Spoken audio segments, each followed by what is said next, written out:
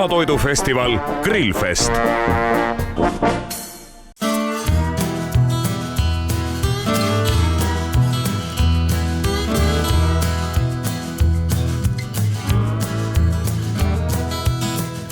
Jaanus, mida sa teed?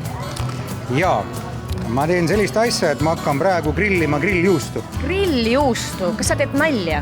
Jaa. Ma peaaegu teen nalja. Me oleme väga kaua üritanud töötada välja juustu, mida saab grillida. Grilljuustuga, nagu iga toiduga grillimise käigus on palju reegleid. Et nüüd ma kasutan kohe võimalust, et ma siis räägin ja Siim on meil muidu IT-spetsialist, ta on ka teisi häid omadusi. Tema kätte usaldad noa?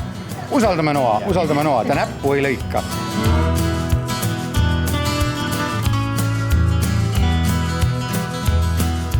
Grillimine on nagu grillimine ikka, et päris sarnane steigi grillimisega. Sa saad ka sellised mõnusad paksud viilud, paned grilli peale, grilljuustu kvaliteeti hinnatakse selle järgi, et kui sa teda sööd, siis ta veel seest nii-öelda ka krõmpsub, et ta niisugune juustu kriuks on seal juures. Kõlab seksikalt. Ja kõlab väga seksikalt ja Eebim toodab siin ligi 10 000 tonni juustu aastas. Me teeme siin tavaliselt juba tarbijale tuntud Eesti juustu, kaudajuustu, edamjuustu, aga tõesti öelda, et meie toote arendajatel oli ka väga suur väljakutse üks hea grilljuust valmis saada. Ja see ei võta kaua aega ja meie niisugused püsipartnerid ja inimesed siin samas Grillfestil. Eebim on algusaegades Grillfesti toetaja. Me oleme kultuuriprogrammi sponsor, kõik pealaval toimuv on Eebima poolt toetatud ja inimesed on küsinud siin samas meie püsikliendid, et suve aeg, et tahaks juustu grillida, et miks teil pole grilljuustu. Nii et nüüd me tõesti selle võla oma nii-öelda fänntarbijate ees oleme likvideerinud. Nüüd meil on olemas siis grilljuust ja me oleme tõesti tulemusega väga rahul.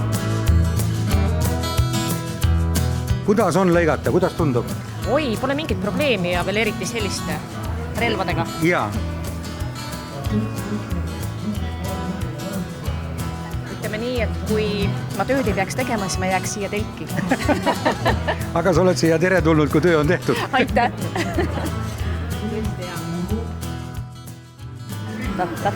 Ma tahan üllatust.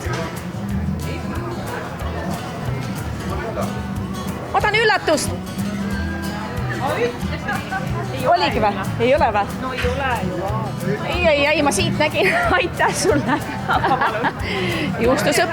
Juustusõbrale sulatatud juustkanaga. Vau!